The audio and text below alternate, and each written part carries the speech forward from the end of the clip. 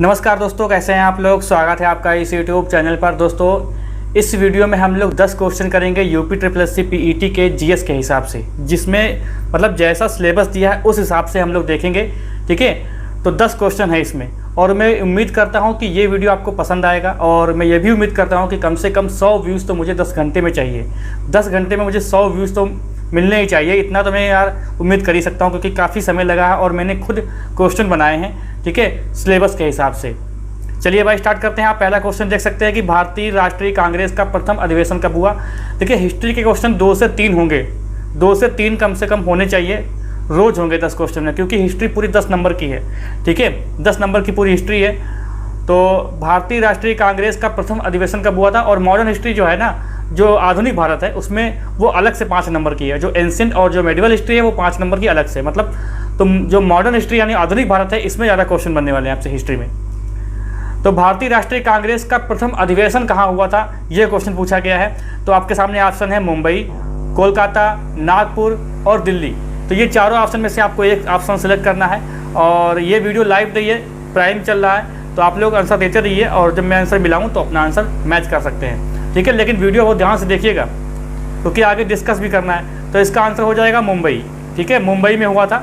अगर देखिए इसकी बात करते हैं डिस्क्रिप्शन की, तो क्या हुआ देखो, अगर यहाँ पर देखिए डिस्क्रिप्शन देखे क्या है, तो कांग्रेस ये, और यहाँ पर देख सकते हैं कांग्रेस, और जो कांग्रेस है इसका प्रथम जो है अधिवेशन कहाँ हुआ था, मुंबई में हुआ था। और भारतीय राष्ट्रीय कांग्रेस की स्थापना किसने की थी, तो ये क्वेश्चन बनता है। तो जो कांग्रेस से जो रिलेटेड क्वेश्चन है उनको एक बार हम लोग देख लेंगे। ठीक है, तो भारतीय राष्ट्रीय कांग्रेस की स्थापना किसने की थी, ए ओ ह्यूम ने। कलर चेंज किया जाए इसका भाई थोड़ा।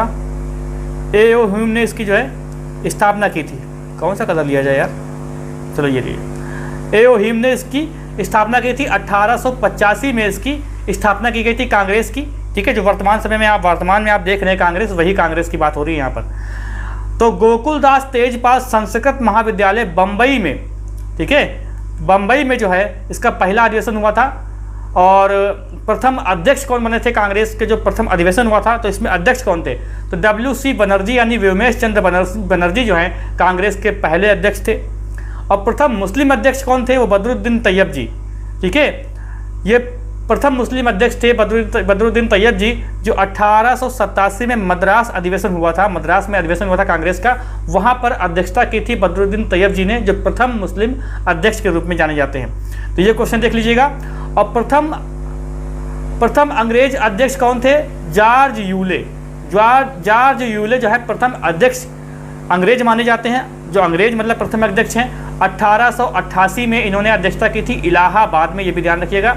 सबसे कम उम्र के अगर बात करें, सबसे कम उम्र के अध्यक्ष कौन रहे हैं, तो उनका नाम है अबुल कलाम आज़ाद। ठीक है, 1923 में दिल्ली में अधिवेशन हुआ था कांग्रेस का, तब इन्होंने अध्यक्षता की थी। सबसे कम उम्र के थे माने जाते हैं। और प्रथम महिला अध्यक्ष कांग्रेस की कौन रही हैं, प्रथम महिला अध्यक्ष 2 रही हैं। एक तो महिला अध्यक्ष 2 है, एक सरोजिनी नायडू, एक एनी बेसेंट। तो प्रथम महिला अध्यक्ष की बात अगर करें तो नाम आता है एनी बेसेंट का, जिसने कोलकाता में अध्यक्षता की थी। 1917 की बात है, 1917 में। और अगर भारतीय महिला की बात करें, प्रथम भारतीय महिला ने किसने अध्यक्षता की थी, तो ये की थी सरोजिनी नायडू ने। ठीक है, 1925 में जब कानपुर अधिवेशन हुआ था, तो उसमें सरोजिनी नायडू ने अध्यक्षता की थी। ये जो मैंने लिखा है पॉइंट आउट करके, ये बहुत इंपॉर्टेंट है, इसको आप ध्यान रखेंगे। महात्मा गांधी ने कब किया था, तो 1924 में बेलगांव में महात्मा गांधी ने मात्र एक बार कांग्रेस की अध्यक्षता की है, बेलगांव में 1924 में। तो इतने क्वेश्चन देखे कांग्रेस से हालांकि बहुत क्वेश्चन आएंगे, लेकिन हम लोग एक क्वेश्चन में कितने क्वेश्चन देख सकते हैं। और पहली बात मुझे देखना भी है कि आप लोग रिस्पॉन्स कैसा करते हैं। ठीक है, फिलहाल इतना बहुत है पीईटी के हिसाब से। कांग्रेस में इससे ज़्यादा क्वेश्चन, कांग्रेस के जो अधिवेशन है उनसे इससे ज़्यादा क्वेश्चन नहीं बनेगा। अगला क्वेश्चन देखते हैं, महात्मा बुद्ध का महापरिनिर्वाण कहाँ हुआ था। महात्मा बुद्ध जी का महापरिनिर्वाण कहाँ हुआ था, तो लुम्बिनी में, बोधगया में, कुशीनगर में, कपिलवस्तु में, ये पूछा गया है। ठीक है, तो देखिए महापरिनिर्वाण मतलब कहाँ पर, एक तरीके से कहे तो कहाँ पर मृत्यु हुई थी, ये क्वेश्चन पूछा गया है। तो इसका आंसर क्या हो जाएगा, कुशीनगर इसका राइट आंसर हो जाएगा। इसके बारे में देख लेते हैं। महात्मा बुद्ध के बारे में यहाँ पर देख सकते हैं, कुछ बेसिक जो है चीज़ें लिखी हुई हैं, जो क्वेश्चन आपसे ऑब्जेक्टिव वाले बनते हैं। तो इनका जन्म 563 ईसा पूर्व में लुम्बिनी नामक, ठीक है, लुम्बिनी नामक जो स्थान पर हुआ था, जो कपिलवस्तु में है। ये भी ध्यान रखिएगा, दोनों क्वेश्चन बनते हैं। पिताजी का नाम क्या था, शुद्धोधन पिताजी का नाम था। माता जी का नाम था महामाया देवी, जबकि गौतमी प्रजापति जो है इनका लालन पोषण करती हैं, क्योंकि महामाया देवी जो है ये जन्म लेने के बाद, ठीक है, इनका जो है देहांत हो जाता है। तो इनकी जो मौसी होती हैं महामाया देवी की जो बहन, ठीक है, उनके साथ विवाह कर लेते हैं शुद्धोधन, और यही मौसी जो है इनका लालन पोषण करती हैं, ठीक है, पालन पोषण। बचपन का नाम क्या था? सिद्धार्थ। ये भी ध्यान रखिएगा, बचपन का नाम सिद्धार्थ था। पत्नी का नाम क्या था? यशोधरा, ठीक है, और पुत्र का नाम क्या था? राहुल। ज्ञान की प्राप्ति कहाँ हुई थी? बोध गया में, पीपल वृक्ष के नीचे, ठीक है, इसको बोध वृक्ष के नाम से भी जानते हैं। और जो प्रथम उपदेश दिया था वो दिया था सारनाथ में। महात्मा बुद्ध ने प्रथम उपदेश दिया था सारनाथ में, जिसको ऋषिपत्तनम भी नाम से जानते हैं। और मृत्यु यानी महापरिनिर्वाण कहाँ हुआ था? कुशीनगर में। जब प्रथम उपदेश दिया था महात्मा बुद्ध जी ने, उसको बोलते हैं धर्म चक्र प्रवर्तन, ठीक है। और बौद्ध ग्रंथों को त्रिपिटक कहा जाता है। देखिए ये सब मैंने पढ़ाया हुआ है, आप लोग पीछे क्लास में देखिए, प्लेलिस्ट चेक करिए, हिस्ट्री जो है गौतम बुद्ध वगैरह सब पढ़ाया हुआ है, ठीक है, पीईटी के बैच में ही पढ़ाया है, डिटेल में आप जाके देख सकते हैं। अब यहाँ पर आप देख सकते हैं बौद्ध संगीतियाँ, क्योंकि बौद्ध संगीतियाँ भी इंपॉर्टेंट है दोस्तों। तो प्रथम बौद्ध संगीति कहाँ हुई थी? राजगृह में हुई थी, ठीक है, अजातशत्रु उस समय जो है शासक था। द्वितीय बौद्ध संगीति कहाँ हुई थी? वैशाली में हुई थी, उस समय कालाशोक शासक था। ये ध्यान रखिएगा, ये क्रम जो लगाए हैं ये बहुत इंपॉर्टेंट है, डेट नहीं पूछता है आपसे। और तृतीय संगीति कहाँ हुई थी? पाटलिपुत्र में हुई थी, अशोक का शासनकाल था उस समय। और चतुर्थ संगीति हुई थी कुंडलवन में, कनिष्क का शासनकाल था। तो इसका पूरा का स्क्रीनशॉट ले लो। नेक्स्ट क्वेश्चन देखते हैं। सर्वप्रथम जीवित कोशिका की खोज किसने की थी? जीवित कोशिका की, यहाँ पर क्वेश्चन समझिएगा, सर्वप्रथम जीवित कोशिका की खोज किसने की थी, ये क्वेश्चन पूछा गया है आपसे। तो बताइए इसका आंसर क्या होगा? रॉबर्ट हुक या एंटोनी वान ल्यूएनहॉक, रॉबर्ट ब्राउन और स्लाइडन एवं स्वान। ये चारों ऑप्शन जो है वो कोशिका से ही संबंधित हैं, लेकिन आपको सही आंसर बताना है क्या है इसका आंसर। तो इसका आंसर क्या हो जाएगा? एंटोनी वान ल्यूएनहॉक। देखिए ये देखिए प्यारी सी कोशिका बनी हुई है, यहाँ पर आप देख सकते हैं, ये देखिए प्यारी सी कोशिका बनी हुई है। थोड़ा सा इसके बारे में नॉलेज जान लेते हैं। जो कोशिका, अब देखिए कोशिका के अध्ययन को हम लोग क्या कहते हैं? साइटोलॉजी। कोशिका के अध्ययन को हम लोग क्या कहते हैं दोस्तों? साइटोलॉजी कहते हैं। और सर्वप्रथम जो कोशिका है, अगर सर्वप्रथम कोशिका की बात करते हैं किसने खोज की थी, तो रॉबर्ट हुक ने की थी 1665 में। दरअसल ये मृत कोशिका थी। ये कैसी थी? मृत कोशिका थी। 1665 में रॉबर्ट हुक ने कोशिका की खोज की थी। और सर्वप्रथम जीवित कोशिका की खोज किसने की थी? 1674 में, ठीक है, एंटोनी ल्यूएनहॉक ने किया था। ये जीवित कोशिका में 16 यानी 9 साल बाद, ठीक है, 1674 में जीवित कोशिका की खोज की थी एंटोनी ल्यूएनहॉक, मतलब ल्यूएनहॉक के नाम से आप लोग ज़्यादा जानते होंगे। अब देखिए रॉबर्ट ब्राउन ने क्या किया था? 1881 में कोशिका के अंदर, यहाँ पे आप देख सकते हैं केंद्रक, ठीक है, कोशिका के अंदर केंद्रक की खोज की थी। किसने की थी? रॉबर्ट ब्राउन ने 1881 ईस्वी में। सन बिल्कुल भी इंपॉर्टेंट नहीं है, ध्यान रखिएगा, सन बिल्कुल भी इंपॉर्टेंट नहीं है, लेकिन रॉबर्ट ब्राउन ने 1881 में कोशिका के अंदर केंद्रक की खोज की थी। अब देखिए यहाँ पर स्लाइडन एवं स्वान ने कोशिका सिद्धांत दिया, ठीक है, और कहा कि शरीर कोशिकाओं से बना है। ये बात किसने की थी? ये बात इन लोगों ने की है, स्लाइडन एवं स्वान ने। ये कहा है कि शरीर जो है कोशिकाओं से बना हुआ है। मृत कोशिकाओं को क्या कहते हैं? नेफ्रोसिस। मृत कोशिकाओं को नेफ्रोसिस कहते हैं। और सबसे छोटी कोशिका जो होती है उसको बोलते हैं माइक्रोप्लाज्मा। क्या बोलते हैं उसको? माइक्रोप्लाज्मा। और सबसे बड़ी कोशिका किसकी है? शुतुरमुर्ग के अंडे की है। सबसे बड़ी कोशिका किसकी है? शुतुरमुर्ग के अंडे की। देखिए सबसे छोटी कोशिका तंत्रिका कौन है? तंत्र जो है वो है ब्रेन या स्नायु की, ठीक है। सबसे छोटी कोशिका कहाँ पर है? वो ब्रेन या स्नायु में होती है। स्नायु तंत्र की कोशिका सबसे छोटी होती है। अगला क्वेश्चन देखते हैं। मैं आशा करता हूँ कि आपको समझ में अच्छे से आ रहा होगा, ठीक है। और ये क्वेश्चन देखिए उसी के हिसाब से है जो पीईटी में जिस हिसाब से क्वेश्चन आपसे बनने वाले ना, उसी हिसाब से क्वेश्चन लिए गए हैं। अब कोई भी पेपर होगा तो वहाँ पर जनगणना वाले क्वेश्चन जरूर पूछे जाएंगे, क्योंकि जनगणना खत्म होने वाली है, अगली जनगणना आने वाली है। तो 2011 की जनगणना के अनुसार किस राज्य में शिशु लिंगानुपात सबसे अधिक है? लिंगानुपात नहीं पूछा गया है, शिशु लिंगानुपात पूछा गया है। यहाँ पर पहले ऑप्शन में आप केरल देख रहे होंगे, तो ये बिल्कुल गलत है। आप बताइए, मिजोरम, मणिपुर, यहाँ दो जगह मिजोरम लिख गया, कोई बात नहीं, अरुणाचल प्रदेश। इसका सही आंसर बताइए क्या होगा? 2011 की जनगणना के अनुसार किस राज्य में शिशु लिंगानुपात सबसे ज्यादा है? तो इसका आंसर है अरुणाचल प्रदेश। अरुणाचल प्रदेश में सबसे ज्यादा लिंगानुपात है, ठीक है, शिशु लिंगानुपात। इसके बारे में देखते हैं। देखिए भारत का लिंगानुपात कितना है वर्तमान में? 943, जबकि शिशु लिंगानुपात कितना है? 919। दोनों याद रखिएगा, ठीक है, दोनों। और केरल राज्य में लिंगानुपात सबसे ज़्यादा है। केरल राज्य में अगर पूरे भारत की बात करते हैं तब भी जो है, मतलब केरल शासित प्रदेश और राज्य दोनों में, यूटी में और राज्य में दोनों में अगर बात करते हैं तब भी सबसे ज़्यादा केरल में ही लिंगानुपात है। ये लिंगानुपात की बात कर रहा है, शिशु लिंगानुपात की बात नहीं कर रहा है। ठीक है, 1059 जो है ये केरल का लिंगानुपात है। और अगर केंद्र शासित प्रदेश की बात करते हैं तो पुडुचेरी का सबसे ज़्यादा है 1037। अब ये लिंगानुपात समझते हैं ना, मतलब 1000 पुरुषों पर कितनी महिलाएं हैं, तो 1000 पुरुषों पर 1059 जो महिलाएं हैं वो केरल राज्य में हैं। ठीक है, और पुडुचेरी में 1037। ठीक है, 37 मतलब एक्स्ट्रा है, 37 एक्स्ट्रा है। सबसे कम लिंगानुपात वाला जो राज्य है, सबसे कम लिंगानुपात वाला राज्य की बात करें तो 829 के साथ हरियाणा नंबर 1 पे आता है, सबसे कम। मतलब 1000 पुरुषों पर 879 लड़कियां हैं या स्त्रियां हैं। ठीक है, सबसे कम लिंगानुपात वाला केंद्र शासित चंडीगढ़ जो है, केंद्र शासित राज्य कौन है, चंडीगढ़ है 1818। अगर पूरे भारत की बात आप यहाँ पर देखिए, पूरे भारत की अगर बात करते हैं, पूरे भारत में राज्य और केंद्र शासित प्रदेश दोनों की बात करते हैं तो यहाँ पर किसका नाम आएगा, चंडीगढ़। लेकिन राज्य की बात पूछता है तो हरियाणा आएगा। ठीक है, 818 जो है लिंगानुपात है चंडीगढ़ का, और राज्य में अगर बात करें तो हरियाणा का। ये दोनों चीज़ याद रखना है आपको। और उत्तर प्रदेश का, भाई उत्तर प्रदेश में रहने वाले लोग हैं जान लें, उत्तर प्रदेश का लिंगानुपात 912 है और शिशु लिंगानुपात 902 है। ठीक है, सबसे अधिक शिशु लिंगानुपात अरुणाचल प्रदेश का है 972। ठीक है, शिशु लिंगानुपात पूछा गया है। अब देखिए शिशु सबसे अधिक तो ये हो गया, अब सबसे कम कहाँ है, तो वो भी हरियाणा में ही है 834। शिशु लिंगानुपात सबसे कम हरियाणा में है और लिंगानुपात भी सबसे कम हरियाणा में ही है। जबकि केरल में जो लिंगानुपात है वो ज़्यादा है और शिशु लिंगानुपात सबसे ज़्यादा कहाँ है, अरुणाचल प्रदेश में है 972। तो ये बात आपको समझ में अच्छे से आ गई होगी। अगला क्वेश्चन देखते हैं, भारत का राष्ट्रीय पक्षी क्या है। भारत का, देखिए जीके मतलब जनरल अवेयरनेस से 10 नंबर के क्वेश्चन आएंगे और करंट अफेयर से 10 नंबर के क्वेश्चन आएंगे। तो ये जनरल अवेयरनेस है। ठीक है, तो इसको भी लेके चलेंगे हम लोग। भारत का राष्ट्रीय पक्षी कौन है या क्या है, तो बहुत ही सरल प्रश्न है ये। ठीक है, इसका आंसर क्या है, मोर। इसका आंसर क्या है, मोर। अब देखिए राष्ट्रीय पक्षी कौन है, मोर। इसका साइंटिफिक नाम क्या है, पावो क्रिस्टेसस। राष्ट्रीय वृक्ष कौन सा है, बरगद।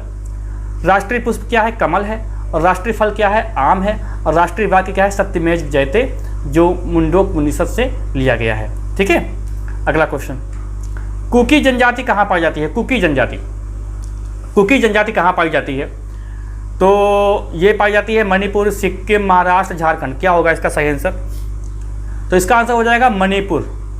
अब कुछ जनजाति हम लोग देख लेते हैं, जैसे कि यहाँ पर देखिए जनजाति लिखी, यहाँ पर स्थान लिखा है।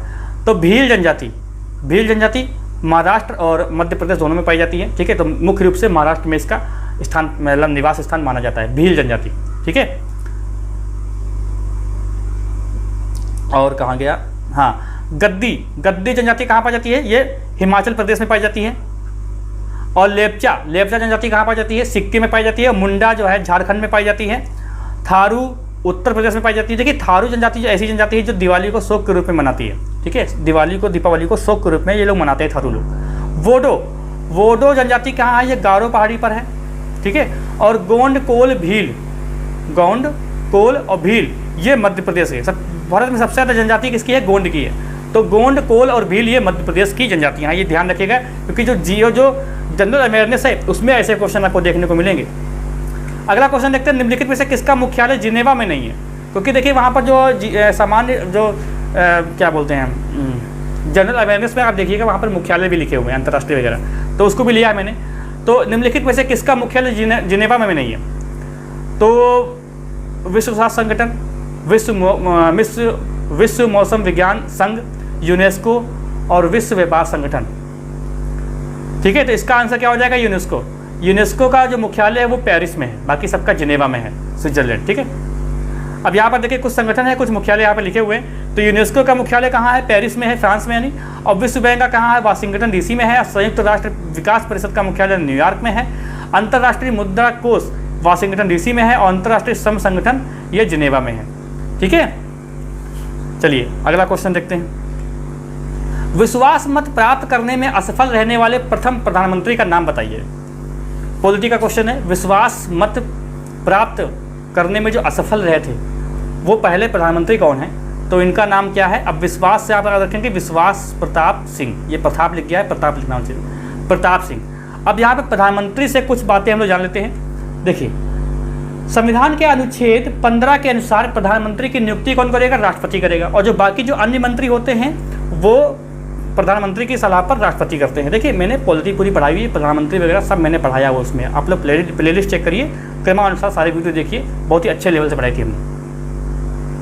वीडियो के डिस्क्रिप्शन में सारे वीडियो की प्लेलिस्ट बनी हुई है, लिंक पड़े हुए हैं, ठीक है। मंत्रिपरिषद जो है सामूहिक रूप से किसके प्रति उत्तरदायी होती है? तो ये लोकसभा के प्रति उत्तरदायी होती है। बहुत बार क्वेश्चन पूछा गया है, ध्यान रखिएगा। मंत्रिपरिषद जो है वो प्रधानमंत्री के प्रति नहीं, लोकसभा के प्रति उत्तरदायी होती है, ठीक है। और देखिए 75, ये आर्टिकल 75 के 3 सब आर्टिकल 3 में बताया गया है। देश की प्रथम महिला प्रधानमंत्री कौन है? ये क्वेश्चन बहुत ही सरल है, आप लोग जानते होंगे। श्रीमती इंदिरा गांधी जो है देश की प्रथम महिला प्रधानमंत्री हैं।